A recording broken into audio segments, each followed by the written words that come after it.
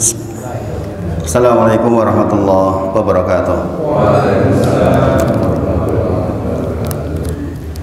Alhamdulillah haqqa hamdin nahmaduhu wa nasta'inuhu wa nastaghfiruh wa na'udzu billahi min syurri anfusina wa min sayyiati a'malina may yahdihillahu fala mudilla lahu wa may yudlilhu fala hadiyalah. Asyhadu alla ilaha illallah, asyhadu anna Muhammadan abduhu wa rasuluh. Allahumma shalli ala Muhammad wa ala ali Muhammad. Bapak Ibu saudara, kita bersyukur kepada Allah Subhanahu wa taala atas nikmat ini. Insyaallah mudah-mudahan kita bisa manfaatkan nikmat ini dengan baik sehingga kita bisa mendapatkan rahmat Allah di sepanjang kehidupan kita insyaallah. Bapak Ibu saudara, insyaallah hari ini kita masuk lagi kembali ke materi kita, yaitu tentang bab salat. Sekali lagi tentang salat ini saya kompilasi dari banyak sekali kitab salat. Jadi kalau dengan tanya saya pakai kitab apa, saya pakai banyak sekali kitab salat. Di antaranya adalah ini, Sifat Salat Nabi Nasiruddin Al-Albani. Ini memang agak kontroversi nih kitabnya di Indonesia karena disusun oleh beliau Nasiruddin Al-Albani rahimahullah taala, yang di sebagian kalangan di Indonesia dianggap agak dalam agak kewanen gitu. Karena banyak sekali hal yang agak sedikit berselisih dengan apa yang sudah menjadi kebiasaan di Indonesia. Tapi kita sebagai pembelajar wajiblah untuk tahu semuanya biar kita bijaksana di dalam menyikapi perbedaan. Kalau dulu kita mungkin belajar sholat dari buku yang ada gambar orang sholatnya warna ungu itu kan, nah, itu yang paling terkenal itu. Ternyata tentu saja kita menghargai banget itu karya yang fenomenal dipakai oleh kita ketika dulu belum banyak ilmu muncul. Tetapi seiring dengan banyaknya ilmu yang terbuka untuk kita, maka kita memperkaya tentang tata cara sholat kita, sehingga sekali lagi jika ada perbedaan dengan yang lain tidak jadi soal sepanjang ada dalil yang melingkupinya gitu. Sehingga kita luas di dalam persoalan sholat. Sekali lagi bicara masalah sholat, tentu saja jangan lupa tentang visi misi sholat kita, yaitu utslu ma uhiya ilaika minal kitab wa aqimis shalah inna sholata tanha 'anil fahsya'i wal munkar wa la dzikrullahi akbar wallahu ya'lamu ma tasna'un. Quran surah ke-29 ayat ke-45. Ini selalu dipegangi oleh kita karena produk akhir orang sholat itu harus menjadi orang yang tercegah dari perbuatan keji dan mungkar. Tercegah dari perbuatan keji dan mungkar. Sebagaimana disampaikan di minggu sebelumnya tentang doa yang insya Allah sudah disampaikan oleh Pak Pardi kepada panjenengan semua. Saya lihat WA dari beliau tentang yang rencana di print itu. Di sini dikatakan diantaranya salah satu redaksinya adalah wala taj'al musibatana fi dinina. Jangan jadikan musibah pada kami itu di dalam agama ini. Contoh telat sholat subuh itu sudah musibah gitu. Atau kekeliruan dalam sholat kita, atau kita sholat sibuk memikirkan tentang fikih sholat yang nggak rampung-rampung, itu juga masalah. Contoh misalnya kita Allahu Akbar, kemudian si imam kebetulan bacaannya keliru semua ini, apa yang kita lakukan? Kita di perjalanan nih, kayak tadi barusan saya tadi sholat di masjid yang nggak biasa gitu. Saya nggak biasa sholat di masjid itu. Ternyata ketika sholat di masjid itu subhanallah, bacaan imamnya itu hampir 90% keliru gitu. Nah, ini bagaimana kita menghadirkan dalam kondisi seperti itu? Maka jangan keliru oleh bujukan setan kemudian kita sibuk mengkoreksi imam. Jangan kita jangan sibuk mengkoreksi bacaan imam, imatnya salah ini, wah khorijul, kita keadaannya di situ memang sudah bagaimana lagi. Maka kita maklumi sepanjang tidak kekeliruan lahan besar sebagaimana saya sampaikan di Quran surah Al-Fatihah, maka kita tidak masalah. Tidak masalah. Yang dihadirkan adalah hati kita mentadaburi bacaan dia. Alhamdulillahi rabbil alamin. Ya, kita tadabur tentang Alhamdulillahi rabbil alamin. Bukannya Allah menjanjikan kepada kita, jikalau seorang hamba mengatakan iyyaka na'budu wa iyyaka nasta'in, maka untuk hambaku apa yang dia minta. Untuk hambaku apa yang dia minta. Maka kondisi kita mentadaburi dari awal sampai iyyaka na'budu wa iyyaka nasta'in itu menjadi sangat penting. Jangan sibuk memikirkan kekeliruan bacaan imam. Itu yang saya bekalkan pula ke anak-anak saya. Karena apa? Anak-anak belajar Al-Quran, anak-anak belajar gharib, belajar tajwid, yang mereka tahu kekeliruan detil dari bacaan-bacaan imam. Nah, ini menjadi peringatan buat kita. Mungkin sebagai contoh, Abdullah, sini sebentar, biar nggak ngantuk sini. Ini contoh, jebakan orang sholat yang nggak khusyuk karena bacaan imam. Anak-anak itu pengetahuannya sudah maju banget dibandingkan kita. Coba dibacakan gharib dulu. Ya, semuanya nggak apa-apa. Ayo. Ayo bacain. Sini, duduk sini. Duduk. Duduk. Biar bangun. Belum bangun. Ya, seingatnya. Turunkan ini.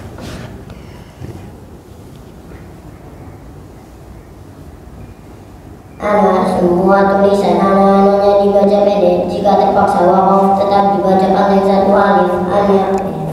Semua tulisan anak-anaknya dibaca pendek. Jika terpaksa wakaf tetap dibaca panjang satu alif.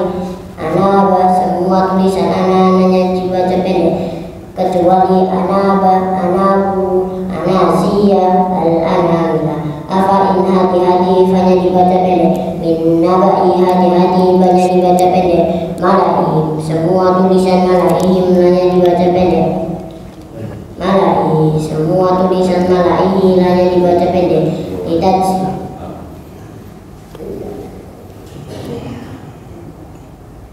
Lihat dulu.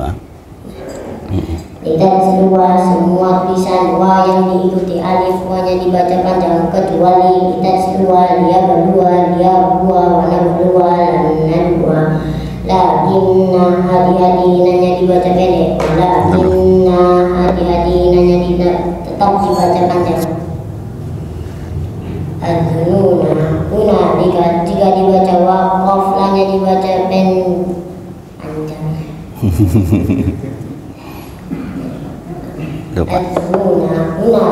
Jika dibaca waqaf hanya dibaca panjang. Jika dibaca wasal hanya dibaca pendek.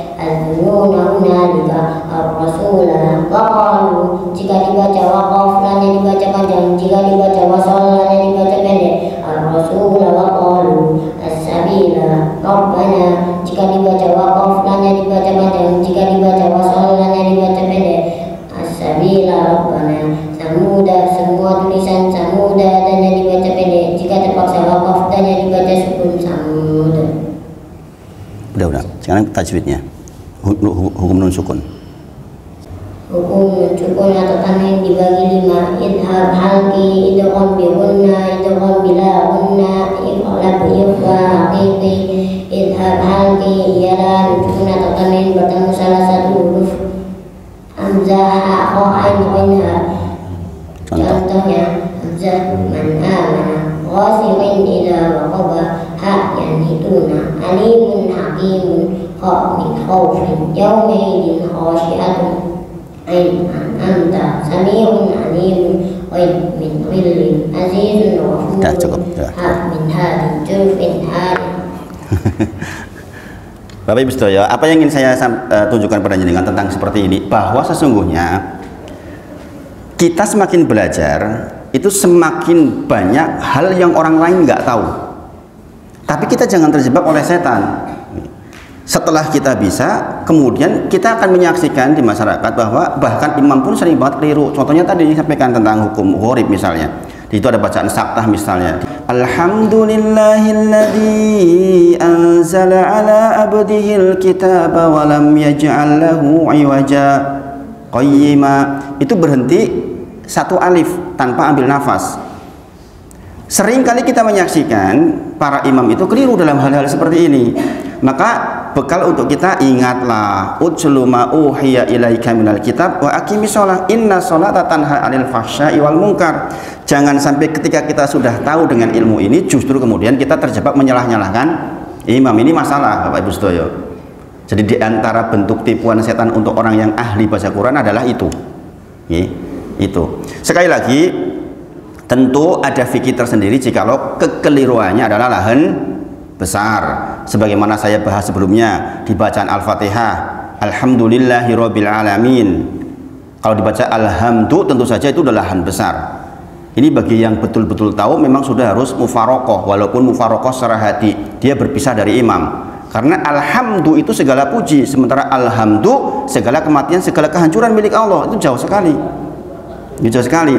Maka kita pisahkan antara kekeliruan yang dimaafkan dan kekeliruan yang tidak dimaafkan, Bapak Ibu saudara. Nah, maka kita yang belajar wajiblah kita tahu persis tentang seluruh fikih sholat kita dengan baik, insya Allah.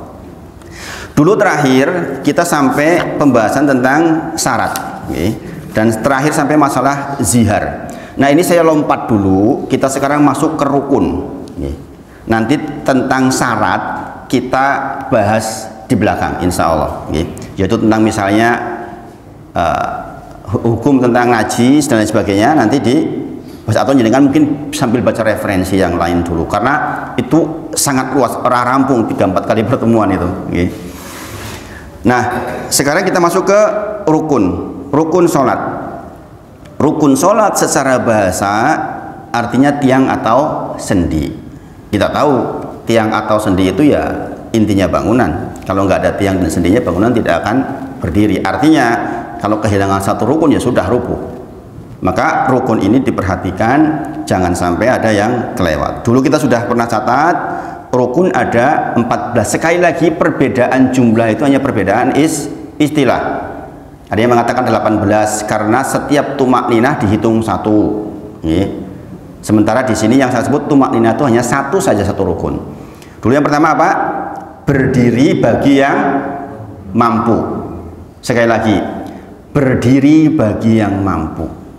Berarti tidak sah orang sholat yang tidak berdiri jika dia mampu. Ini penting Bapak Ibu sedaya. Ini penting. Berarti kalau ada orang yang masih mampu berdiri, sebaiknya sholat dimulai dengan berdiri. Jangan langsung duduk, kecuali memang benar-benar tidak bisa berdiri.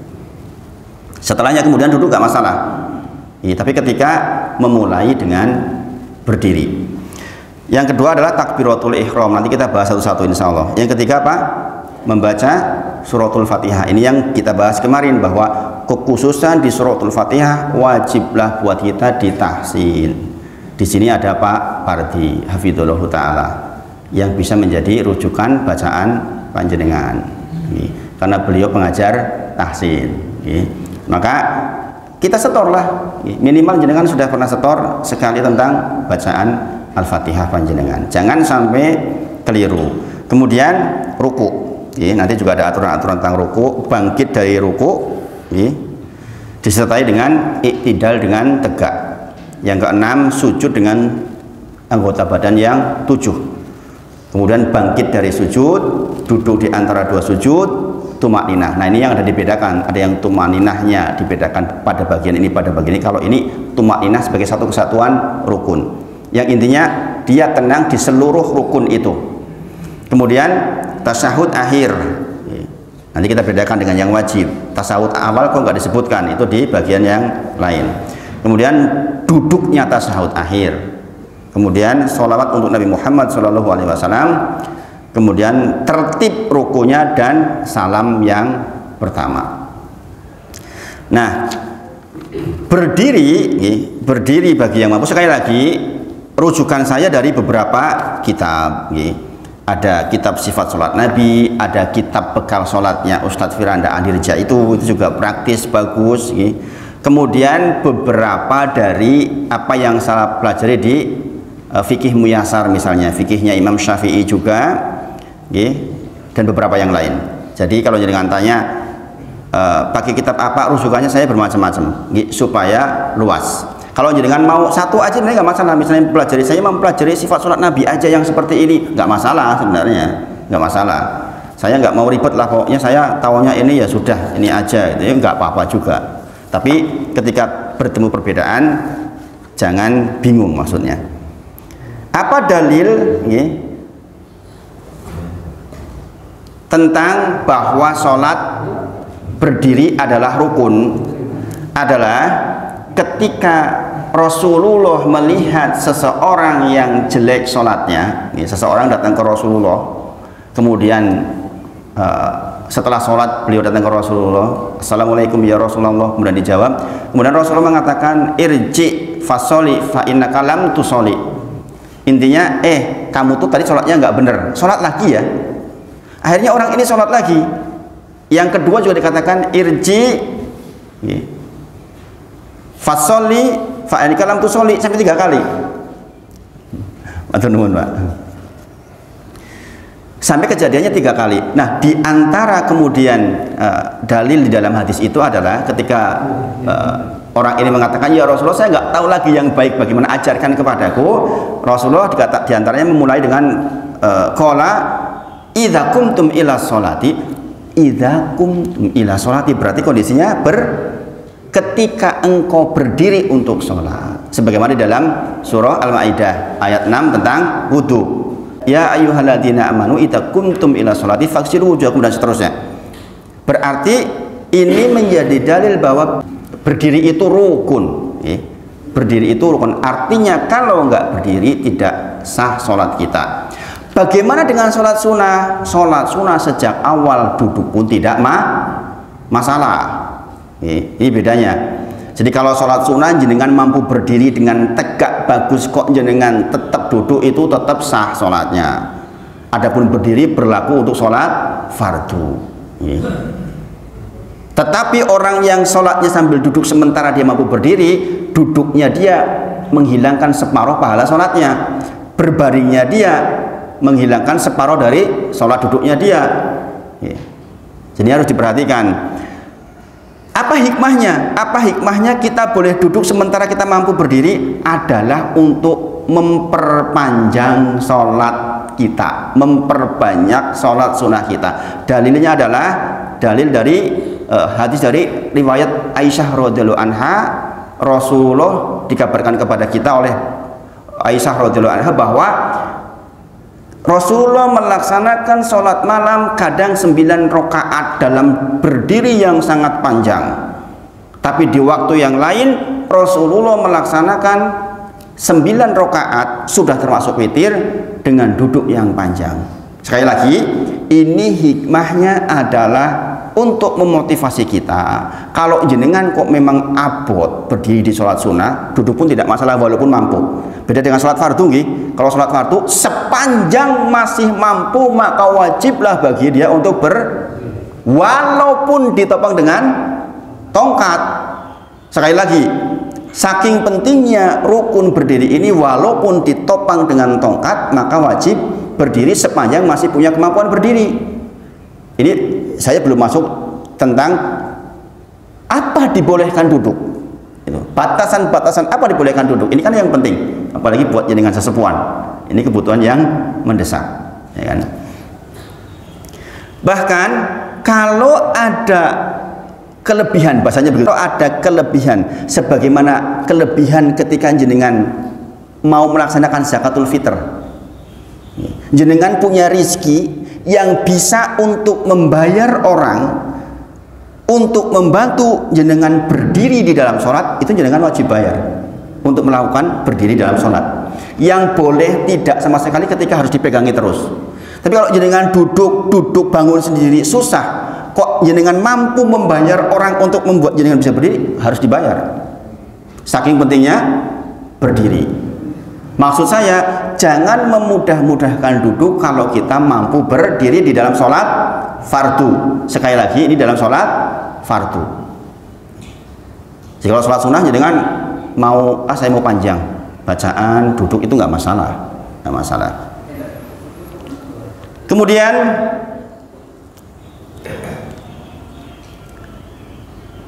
Ketika kita memulai sholat, kita tidak mampu berdiri lama, maka tetap memulainya dengan posisi berdiri. Lantas batasan softnya bagaimana? Ketika duduk batasan softnya adalah pinggang kita, tapi ketika berdiri batasan soft kita adalah tetap tumit kita. Bagaimana teknisnya itu? Berarti kudu digeret itu. Jadi ketika berdiri batasan soft kita adalah tumit, tapi ketika duduk batasan soft kita adalah punggung. Apa namanya ini? Pinggang. Bagaimana cara berdirinya disebutkan oleh para ulama. Ingat-ingat ini, posisi kaki itu strike, bukan begini, posisinya begini. Kemudian bagaimana lebarnya? Sejengkal tangan, yang artinya sama dengan pundak kita. Jangan juga jangan terlalu lebar, yang mau nantang gelut malahan. Itu keliru. Terlalu mepet jangan, terlalu lebar jangan. Makanya di dalam perintah untuk merapatkan sholat itu diantaranya lembutkan punggung-punggung kita. Berarti jangan sampai punggung kita malah justru adu-aduan. Jadi sekali lagi ini juga saya sering melihat orang yang mungkin pengen banget khusyuk, sholatnya jetatang kayak gini, ini masalah. Justru itu masalah. Kemudian hukum asal tentu saja berdiri, Bapak Ibu sekalian, ini harus dipegangi. Hukum asal sholat berdiri untuk sholat fardu. Rasulullah menyampaikan sholli qa'iman, sholatlah dengan berdiri. Fa ilam tastati, jikalau engkau tidak mampu maka faqaidan, engkau boleh duduk. Fa ilam tastati, duduk gak mampu maka fa'ala janbin, jenengan boleh sambil berbaring. Nah, kita lihat kapan kita boleh duduk. Sekali lagi, ini ilmu ini penting ini, karena jenengan punya orang tua, jenengan akan membimbing orang tua, jenengan sendiri akan semakin tua, ya kan? Kondisi kita tidak akan selalu baik. Meskipun doa kita kemarin apa? Kita diberi kebaikan sampai meninggal. Gimana redaksinya Pak Bardi kemarin? Diamalkan, diamalkan. Allahumma mati'na bi absorina, dan diantaranya adalah bi kuwatina ma ahyaitana. Ya Allah, tetapkan bagiku, ini doanya Rasulullah sebelum jenengan nanti berdiri dari duduk. Sudah dibagi belum Pak Parti? Sudah. Itu nanti jenengan sebelum berdiri dari duduk majelis ini baca itu. Di antaranya apa adalah, ya Allah tetapkan kepadaku pendengaran saya, penglihatan saya, wa kuwatina, dan kekuatan badan saya, ma ahyaitana, sepanjang saya masih hidup. Jadi jangan sampai kita masih hidup kok itunya hilang. Itu doanya itu. Makanya kemarin Mas Gunawan ketika cerita ke saya bagaimana proses Ibu Seto itu, Masya Allah saya cukup terkesan, masih bisa dibimbing sampai jam 1, dari mulai jam 3 dingin bagian bawah terus naik ke atas masih bisa dibimbing. Itu Masya Allah, itu kebutuhan kita Bapak Ibu Sedoyo. Ketika kita mau meninggal dia bilang, Bu, ucapkan la ilaha illallah, kita masih dengar la ilaha illallah, itu Masya Allah. Ini doanya Bapak Ibu Sedoyo, itu doanya itu yang dengan barusan dapat itu. Allahumma mati'na, ya Allah tetapkan kepada saya pendengaran saya, penglihatan saya, kuatina, kekuatan badan saya, ma ahyaitana, sepanjang nyawa masih di saya tetap dikasih itu, sehingga ketika dipandu la ilaha illallah kita ngucapin betul la ilaha illallah, mungkin masih merebis mili di antara tanda husnul khotimah itu, ya kan? Masya Allah Bapak Ibu Sedoyo, mudah-mudahan kita mendapatkan yang demikian nih, kita mendapatkan buah dari doa-doa kita itu. Kemudian batasan kita boleh duduk memang ini luas. Kalau dengan nanti menemukan ilmu yang lain, jangan kemudian diperbandingkan. Ini luas. Lemah dan tidak mampu berdiri, jika berdiri memberatkannya, atau mempunyai penyakit yang jikalau berdiri membahayakannya. Nah, kata-kata memberatkannya itu ukurannya apa? Kan luas banget. Memberatkannya maksudnya adalah ketika jenengan berdiri gelisah sehingga kehilangan khusyuk di dalam sholat.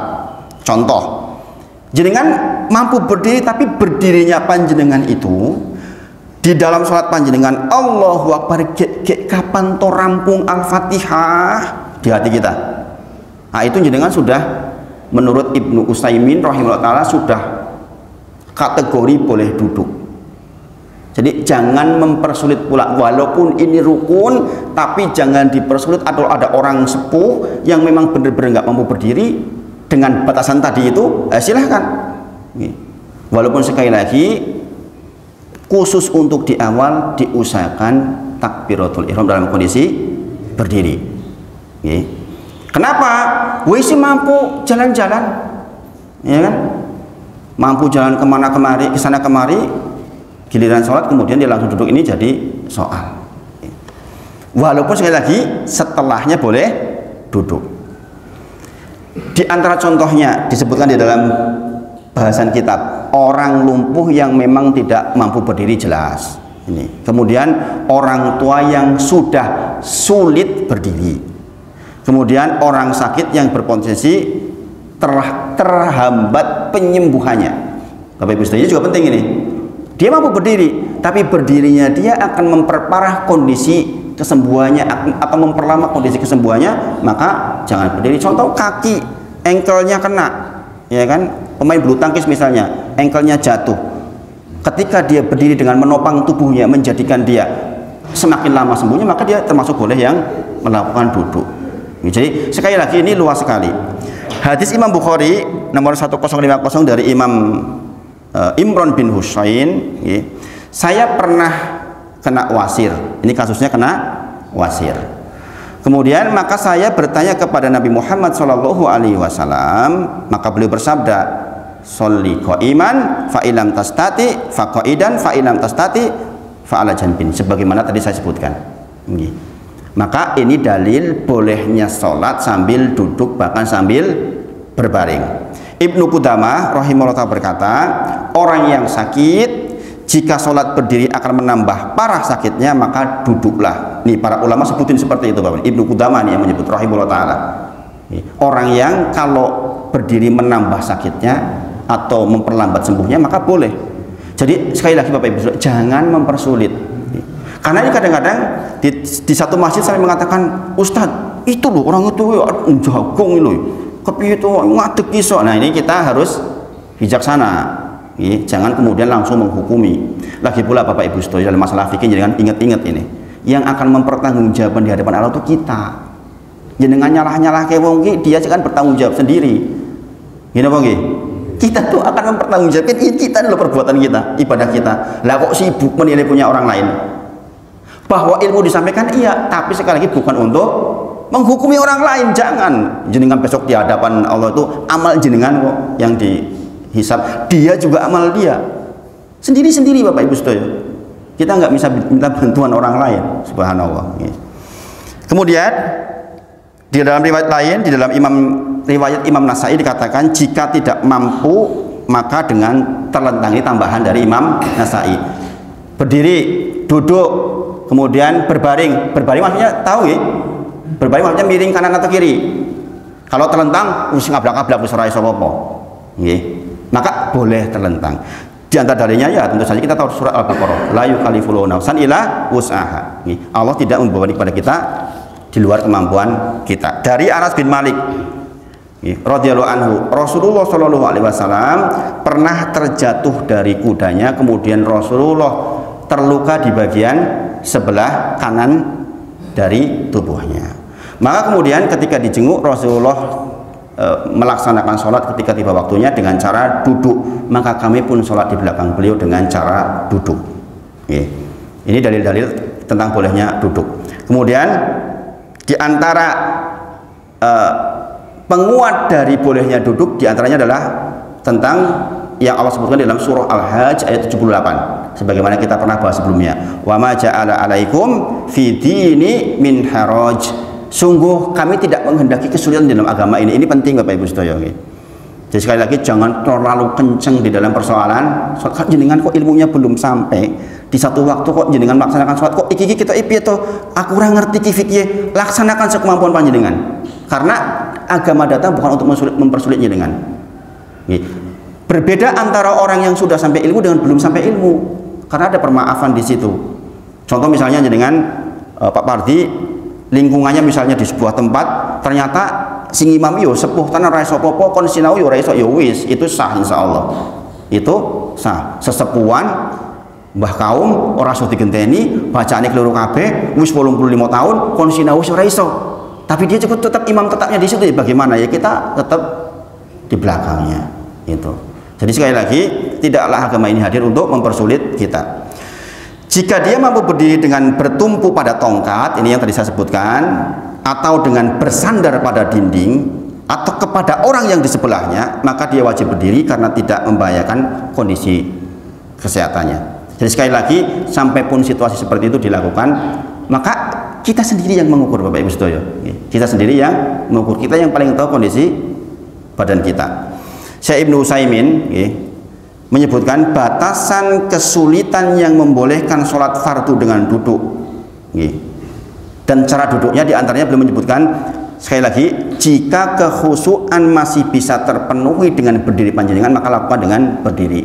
Maka diantara bentuk batasannya adalah kalau sudah nggak khusyuk dengan berdiri, diantara bentuknya tadi itu, wis gek rampung kapan tomam, imam orang rampung baca al-fatihah kedawan misalnya, nah itu kita sudah boleh duduk. Maka Bapak Ibu sedaya, ini juga sekaligus peringatan bagi para imam bahwa jangan panjang-panjang bacaan.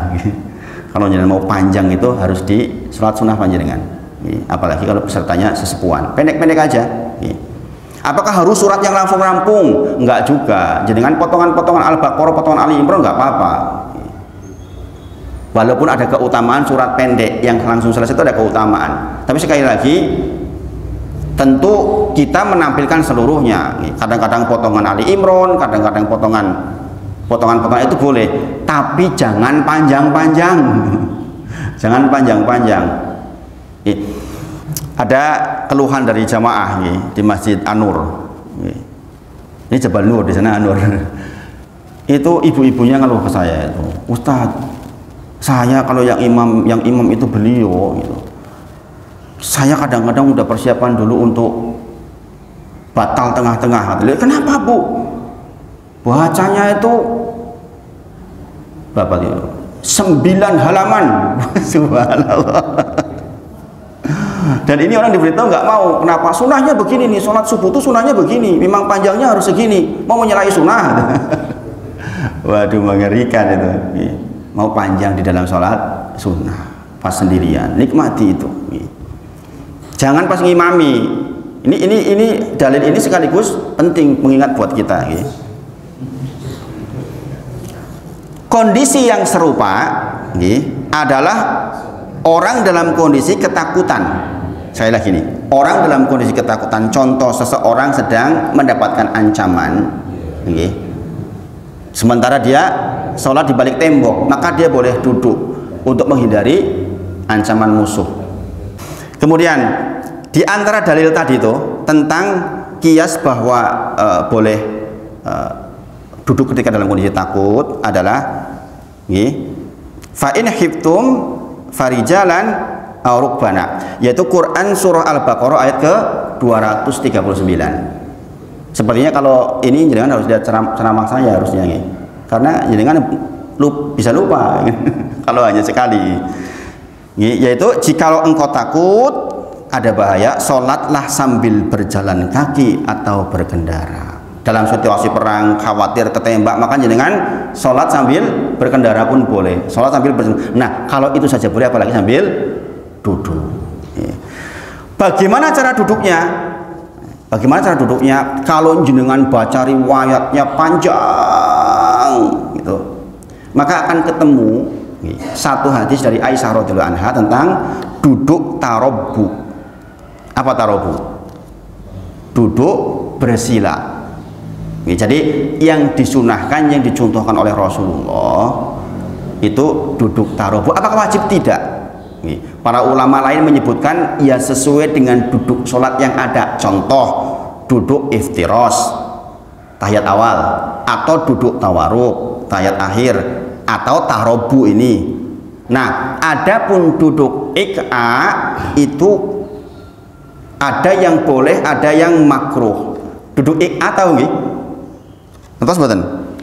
Jadi duduk dalam sholat itu ada iftiros, ada tawaruk, ada tarobu, ada ik'a. Ik'a itu gini Pak. Jadi kan mungkin sering melihat orang sholat begini. Ini ik'a ini. Ini juga boleh ini. Yang makruh adalah begini Pak. Ik'a yang begini. Kayak duduknya anjing. Nah ini yang makruh. Paham nggih? Jadi ini boleh tapi dihindari ini. Ini makruh. Jadi kalau jenengan mampu, ibu-ibu misalnya bersila ya sila. Ini tarobu. Sekali lagi, ik'a pun boleh, tapi yang begini makruh. Mending selonjor sekalian. Kalau begini makruh. Jadi itu walaupun sekali lagi tidak ada ketentuan khusus. Artinya jenengan mampunya yang mana duduknya itu dilakukan. Jenengan mampunya yang mana. Jadi sekali lagi kalau bicara tentang yang ada contohnya adalah tarobu, yaitu duduk bersila. Aisyah radhiyallahu anha menyebutkan ra'aitu nabiyya sallallahu alaihi wasallam yusolli mutarabbian, yaitu dengan duduk tarobu. Bagaimana ruku dan sujudnya? Ruku turun sedikit, membungkuk sedikit, sujud lebih banyak. Dungkul ora iso, isyarat kepala, yaitu dungkluk sidik untuk ruku, dungkluk dalam untuk sujud. Ora iso pula karena pakai gif, maka pakai kelopak mata. Ruku dengan memejamkan sedikit, sujud dengan memejamkan lebih dalam. Ora iso pula, ya wis sak mampune. Gitu. Nah, kelopak mata wis ora iso, ya sak mampunya. Sekali lagi, agama hadir bukan untuk mempersulit. Ini hikmahnya, pentingnya sholat maksudnya. Makanya kalau seperti kemarin Mas Gunawan cerita itu, walaupun sudah dalam kondisi sakit, dipandu terus sholat isya kemarin terakhir ini, dipandu terus sampai betul-betul sholat. Jadi sekali lagi, kalau tidak mampu berdiri duduk, kalau tidak mampu duduk berbaring. Berbaringnya bagaimana? Berbaring dengan lambung kanan. Jadi sunnahnya berbaring dengan lambung kanan. Bagaimana kalau tidak mampu kanan? Ya sekali lagi, yo rapopo pakai kiri pun. Kemudian kalau terlentang bagaimana? Posisi kaki di kiblat. Kemudian kepala diganjel pakai bantal kalau masih mampu. Kalau masih mampu. Bolehkah sekarang sujud dengan pelapis sesuatu sebagai pengganti tempat sujud? Misalnya saya duduk, nggak mampu sujud, kemudian saya gantikan bantal untuk sujud, boleh nggak? Boleh nggak? Nggak boleh.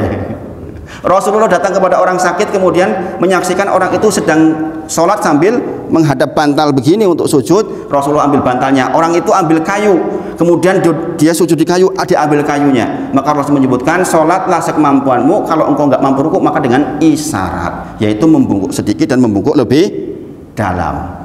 Jadi yang namanya sujud itu harus di lantai. Ini tidak dikatakan sujud ketika dengan alat bantu. Bagaimana sajadah? Sajadah bagian dari lantai.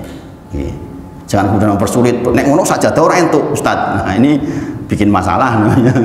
Ngejak perang oke. Kemudian sekarang mampu melakukan yang sebelumnya tidak mampu di tengah-tengah. Jenengan berangkat sholat dalam kondisi nggak bisa berdiri. Kemudian kok pena awake? Pena awake tiba-tiba di tengah. Iso berdiri, maka wajib berdiri. Sekali lagi ini penting. Atau sebaliknya, jenengan rokaat pertama, rokaat kedua kuat berdiri, bangkit rokaat ketiga, muter-muter, maka boleh duduk dengan tanpa membatalkan sholatnya. Ingat, jadi dilanjutkan sholatnya. Ini berlaku bolak-balik. Artinya ketika dari mampu ke tidak mampu atau tidak mampu ke mampu itu berlaku kedua-duanya. Jadi sekali lagi batasannya adalah mampu dan tidak mampu. Ibnu Qudamah, dan kapanpun orang sakit memiliki kemampuan di pertengahan sholatnya yang dia tidak mampu sebelumnya, berupa berdiri, duduk, rukuk, sujud atau berisyarat, maka ia pindah dari kondisi tidak mampu itu ke kondisi yang mampu. Ini banyak sekali sebenarnya. Kemudian ini penting, apakah orang sakit mendapatkan udzur untuk meninggalkan sholat? Ini terkaitan dengan berdiri berarti. Maka sepanjang masih terjaga, maka wajiblah dia tetap sholat. Maka wajib buat panjenengan yang mendampingi untuk membantu dia sholat. Nggak ada rukhsah, nggak ada keringanan. Bagaimana orang yang tertidur? Darinya beberapa sholat, dikodok nggak? Nah, ini kita pembahasan selanjutnya, PR udah jam 6 kurang 10. Saya kira itu untuk pagi hari ini. Mohon maaf jika ada hal-hal yang kurang pas. Nanti insya Allah mudah-mudahan saya bisa buat ringkasannya untuk di-share insya Allah. Wa akhiru da'wana alhamdulillahirabbil alamin. Assalamualaikum warahmatullahi wabarakatuh.